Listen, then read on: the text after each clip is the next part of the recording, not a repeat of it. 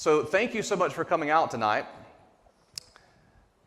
I was looking back at some dates in American history this past year, and I recalled that in 1803, Thomas Jefferson signed a treaty that purchased one of the biggest land grabs in the history of America, the Louisiana Purchase, millions upon millions of acreage. There were people there too, we should remember, but it was an enormous increase in American land.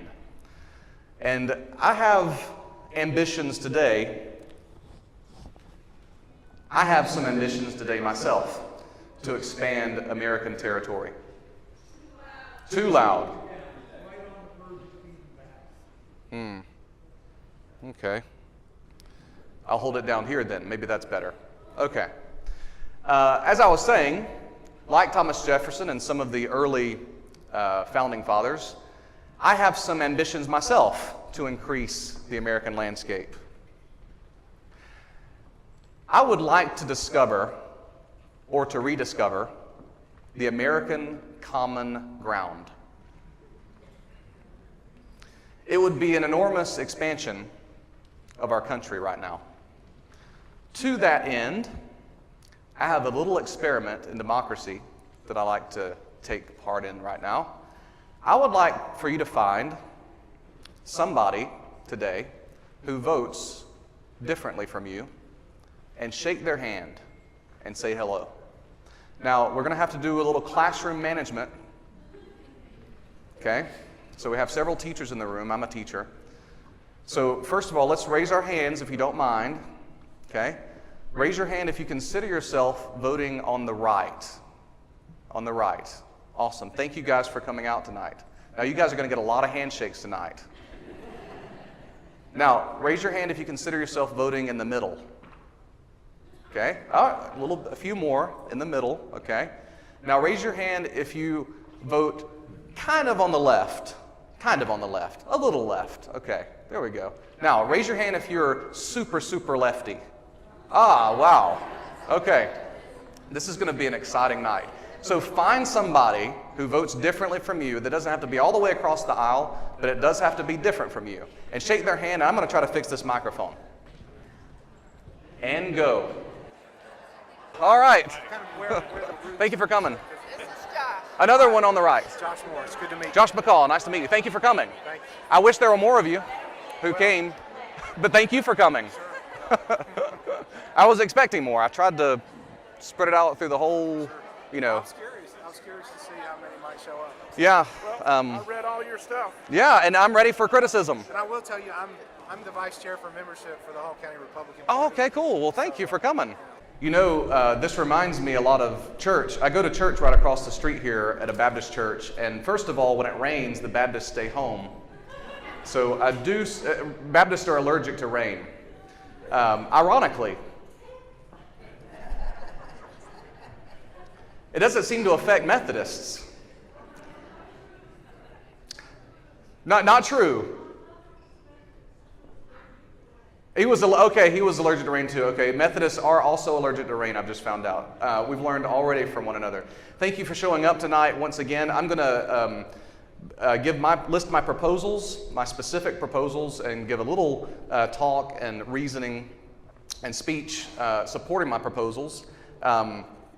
You may have noticed by now that this meeting looks a little rowdy, a little disorganized, a little messy, which, you know, I know we are accustomed to seeing smooth and well-orchestrated meetings, but I like to think that democracy is supposed to be a little rowdy.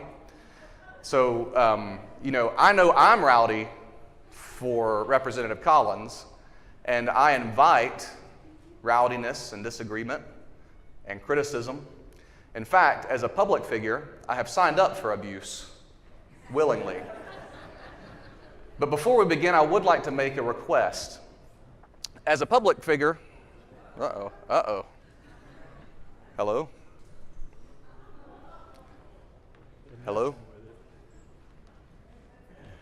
Yeah, no?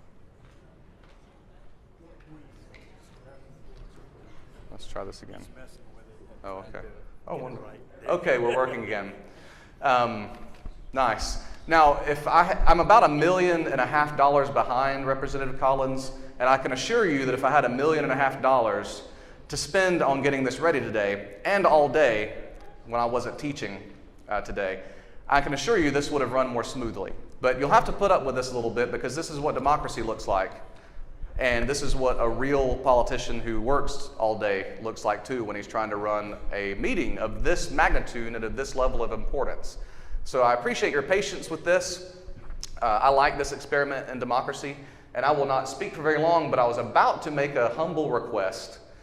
I don't mind if you insult me or call me names or yell at me or boo or anything while I'm speaking, after I speak.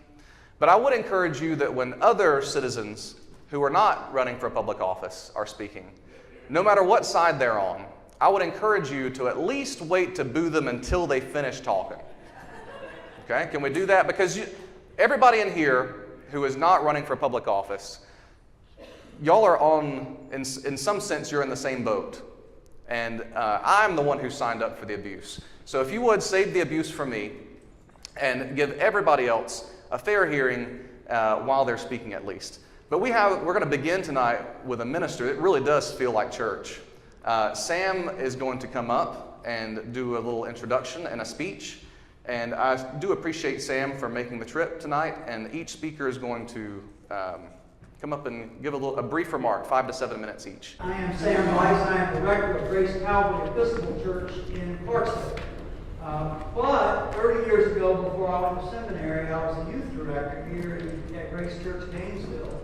And I actually grew up in Gainesville until I was in high school. I left then and then came back as an adult and served as a youth director. If you've ever messed with youth director types, you know that even when they get old, there's still a lot of youth director in them.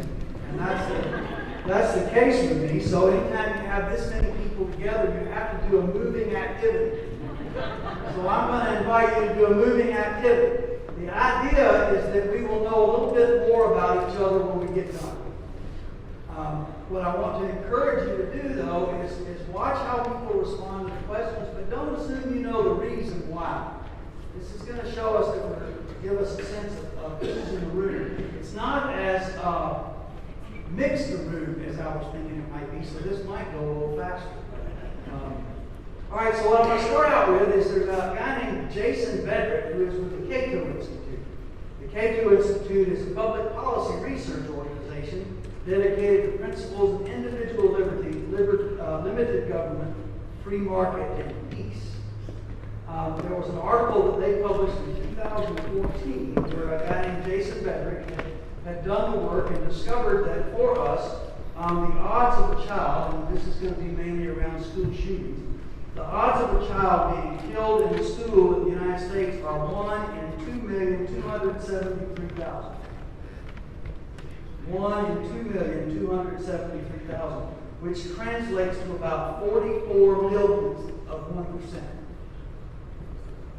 It's rare. So what I want you to do right now is stand up. Come on, you gotta play.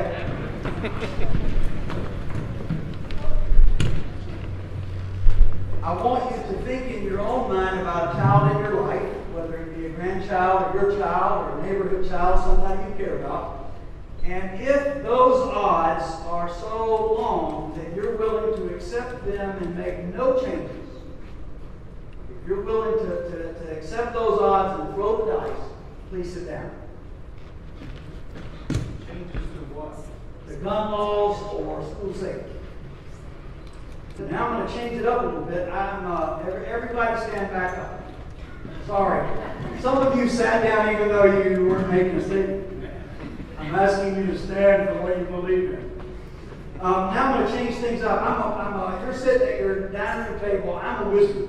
And I show up there, and what I say to you is, I can see in the future, and I'm really sorry to tell you, but your child is the one in 2,273,000. Your child is, her or his number is up. And so what I can tell you, though, is that because I'm magic, I can make some changes and increase your child's odds of surviving. Right now, there's a 100% chance that they're going to be shot in school on Thursday. How many of you would make significant changes to gun laws and to school safety in order to raise your child's odds by 10%? That's 10% of 2 million, or 144 millionth of 1%. Sit down if you would make changes.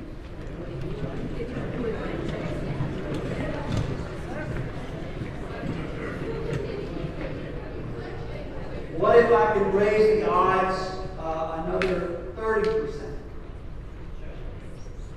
Would you make changes for that? 50? 80? Thank you. Everybody stand back up.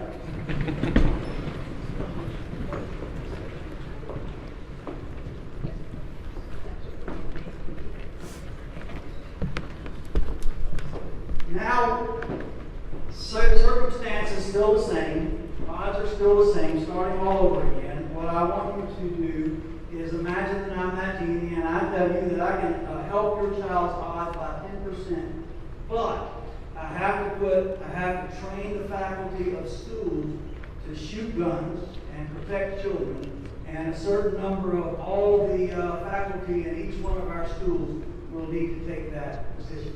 If I can change your child's odds by 10%. And that's acceptable to you, please be seated.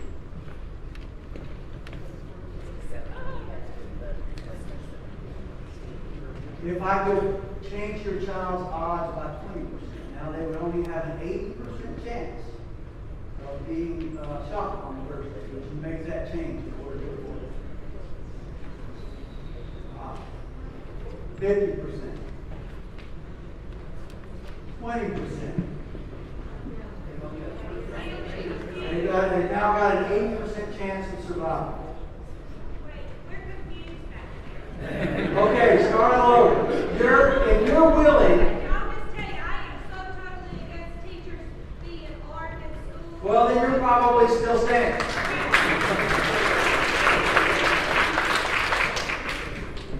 You can all be seated. I think we know where everybody's standing.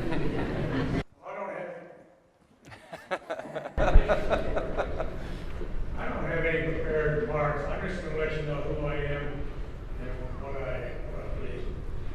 I'm Colladay. I'm pastor emeritus at the Presbyterian Church in Denver. I was there for 25 years. The congregation had a Maine, obviously. I've been involved in youth ministry work for 40 plus years. My motto is, the longer I'm around young people, the harder it is to be around adults. It's not to say that young people don't create their own problems, but my experience has been that the majority of problems that young people have are created by adults and sadly, oftentimes parents.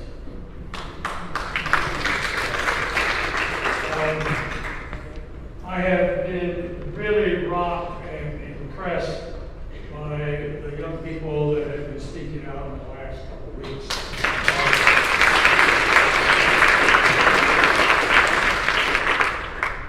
In doing the youth conferences over these 40 years, I have high school students for a week.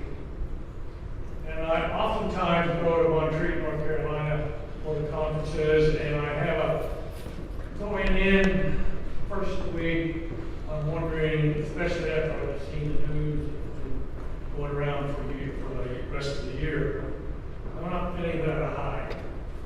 But after I spend a week with these high school students, I always leave Montreat feeling much better. With hope for the church, which I'm interested in, but hope for the world.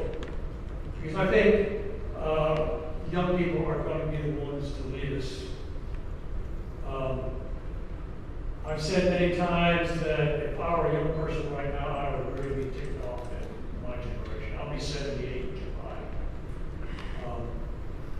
And the thing is, and I tell them this, I said, we haven't left a very good world for you. If I were you, I would be extremely PO. And so I think we need to be able to listen to the young people, because I think they're willing, at least my experience has been, they've been willing to put my feet to the fire and keep it there. They'll ask questions that we don't want to answer, they'll ask the questions that we don't want to deal with. But I think it behooves us to pay attention, to be open. They just might have a new idea. They just might know something a little bit better. Because I believe there's a scripture that says, and a child shall lead them. And I believe the truth of that scripture.